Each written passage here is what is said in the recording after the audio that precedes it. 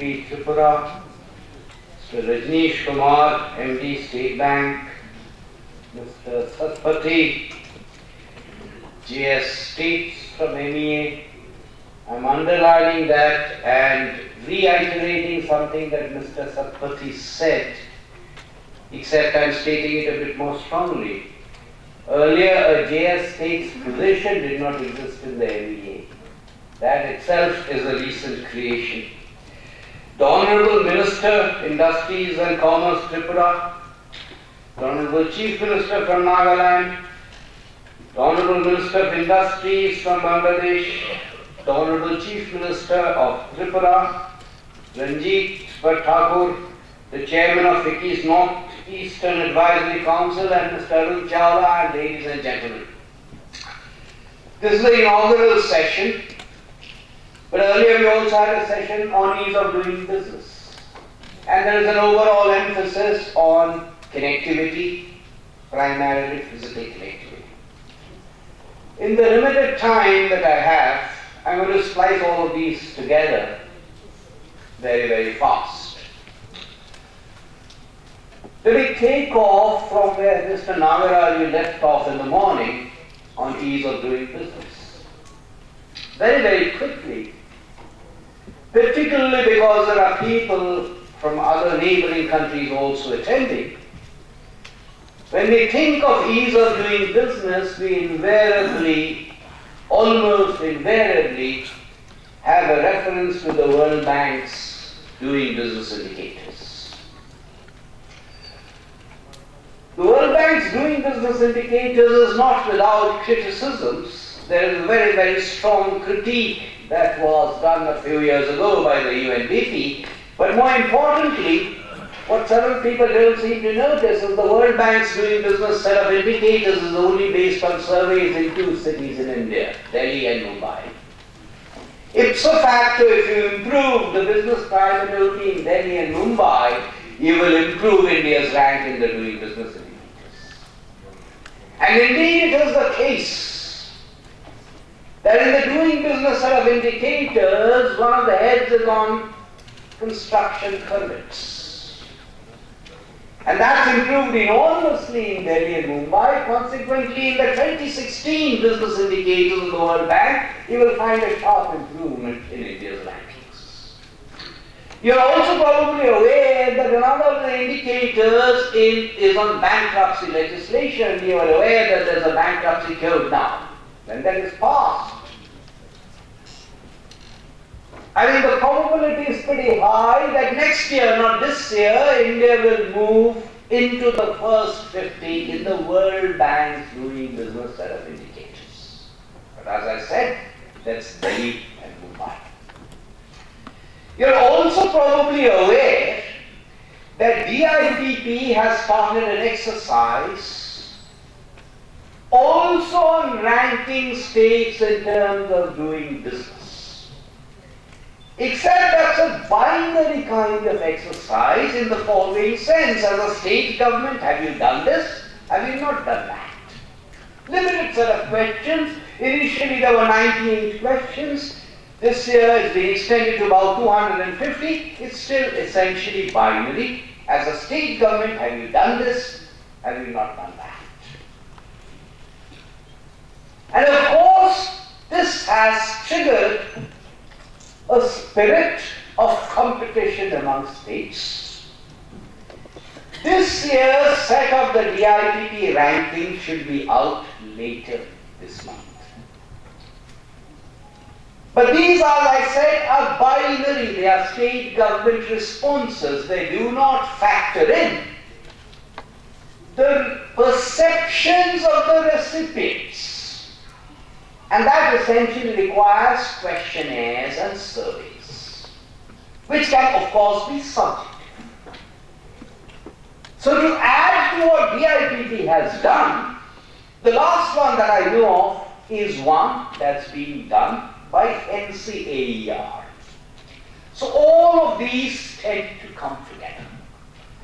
Fundamentally, the question that all of us are asking is, what is the role of government? The role of government is twofold. One is to provide benign, enabling business environment in which entrepreneurship can flourish. And when I say entrepreneurship, I don't mean only corporate sector manufacturing, all entrepreneurship. So that's one part. And that's what I've been talking about, ease of doing business. The second part is to provide what citizens regard as public goods and services, of which connectivity is a major component.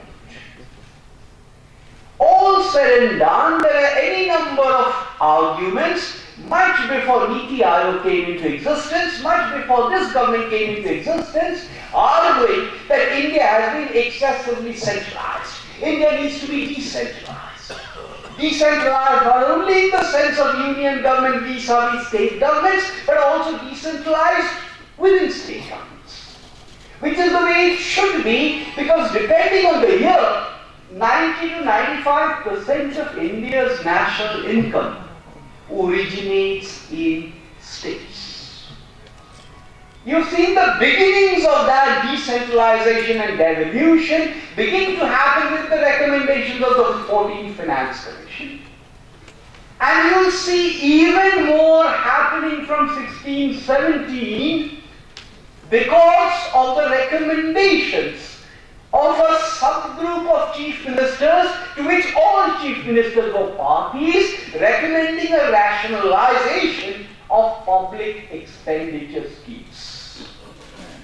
What used to be called central sector and centrally sponsored schemes, rationalized into 30.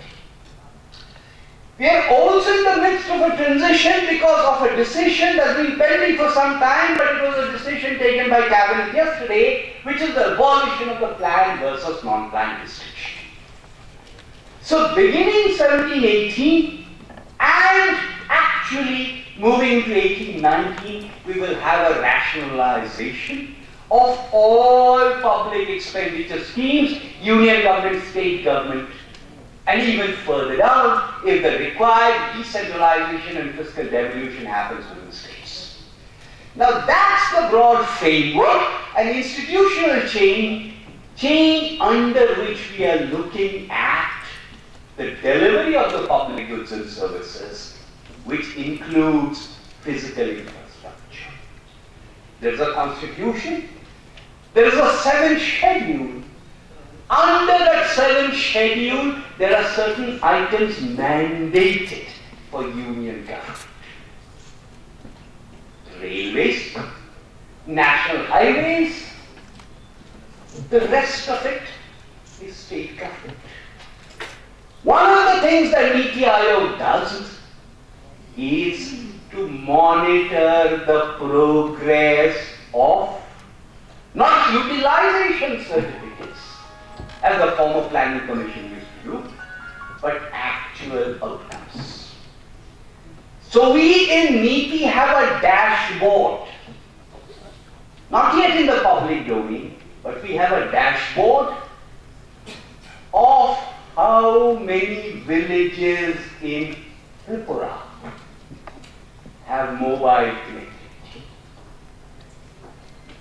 We have a dashboard, not just in national highways, but how many district roads have been built and of what quality. Why is that not public yet? Because we are perfect yet. So soon we will also begin to monitor the states to add to what the ITP has been doing in terms of water, electricity, education, a whole range of other indicators. The competition between states is inevitable. Every state must therefore find its own strengths. States are at different levels of development. You cannot have an invariant template across all of them. Each state has to find its own comparative advantage, which is a relative one. It will not be an absolute one, a relative one.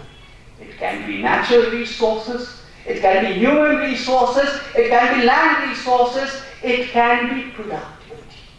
But each state has to find a fit, and state tries to find the fit, we as NITI are there, A, to help and facilitate, and B, also to monitor. Having said this, thank you once again for having invited me. We should be doing more of this, not just looking,